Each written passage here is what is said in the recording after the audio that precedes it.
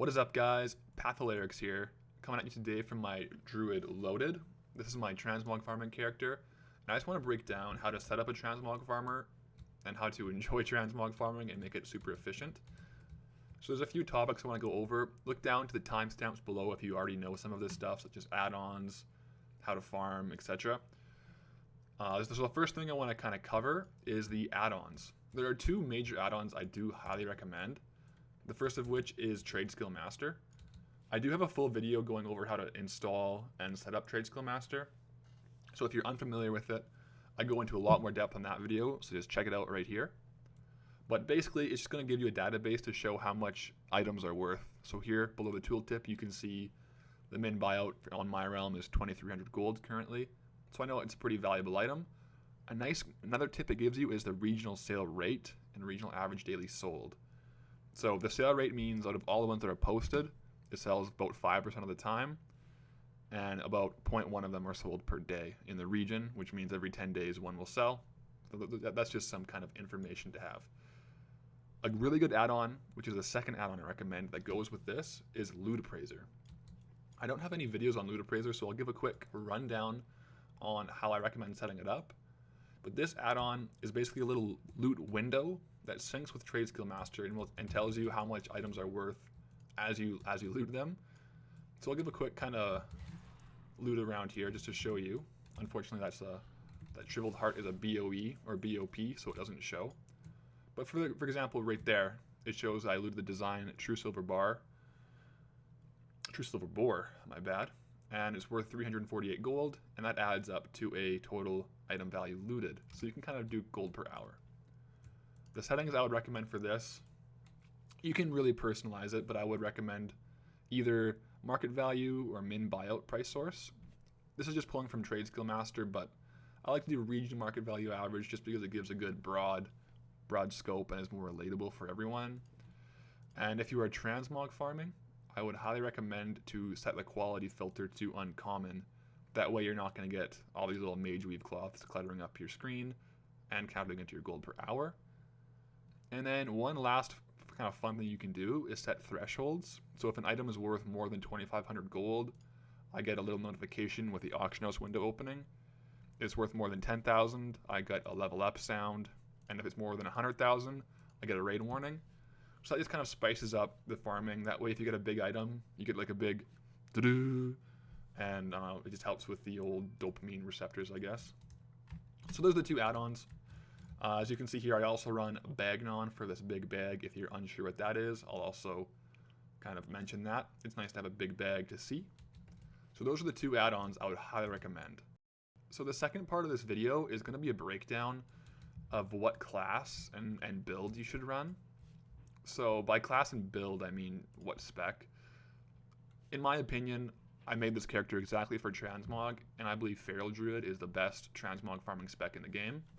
You get Tiger Dash, which is just a whole bunch of speed boosts. You get Cat Form, which is a 30% movement speed even indoors. And you also get Travel Form if you are outside, so you can have mountain movement speed instantly. So that just makes the Druid very efficient. The next thing, they have an AoE. You can just thrash and loot. In my opinion, from just a speed perspective, Druid is the best. However, if you only have one class, if you only have one main, it's totally fine to farm on a paladin or anything like that. You're just going to have to understand you're not going to be completely maximizing your efficiency, which really with Transmog, it just comes down to luck. It's just, if you can kill more mobs in an hour, you might have a little bit better luck. One class you might want to look out for as well, other than Druid, is the Rogue. So Rogue has high mobility as well. They can stealth, they can do shadow step, and they can also pickpocket.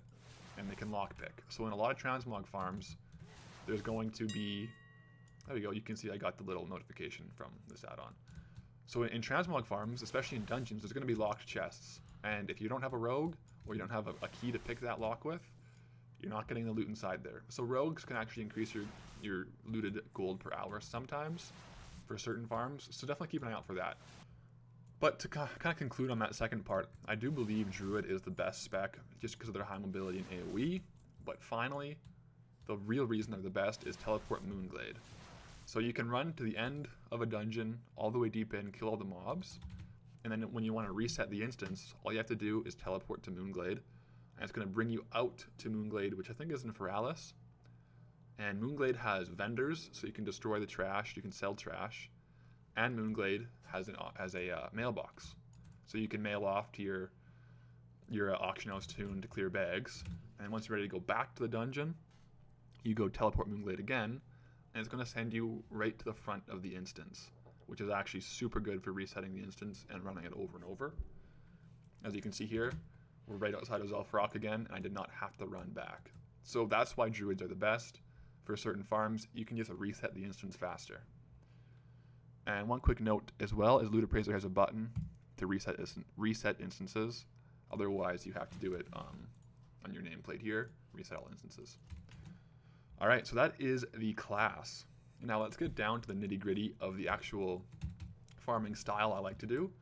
So some people will do big pulls and AoE at the very end. I do enjoy that, however, I don't know. The way I run it is I will use Bear Tartare, which is a food buff that gives you speed for a short time after killing an enemy. This just works really well with Druid, and I loot and go. So, as you see here, I kill them and I get 100 or whatever it is, 88 speed. So that just adds up through the course of the dungeon, and I will just do a quick loot window like that, make sure I kill everything. This way I don't have to worry about pulling a whole bunch of mobs to the end, and some don't actually aggro, or making sure they all aggro. This really comes down to preference. If you want to do really big pulls and see if you get loot at the end, that's totally up to you. But I find this to be the most enjoyable, and I believe to be the most efficient. So that's just that. But that is all for the video. That's just a quick rundown of how I like to farm up my Transmog. I hope it was a little informative for you guys, and hope you got some good information from it. Definitely stay tuned. I'm going to be going over my favorite Transmog farms and how I like to bulk out my auction house. If you have any questions, just feel free to ask. And if you're a little curious about how to post any Transmog or set up your Trade Skill Master auction house database, make sure to check out my other video. And yeah, if you're looking for more, definitely consider subscribing. But anyways, thanks for watching. Peace.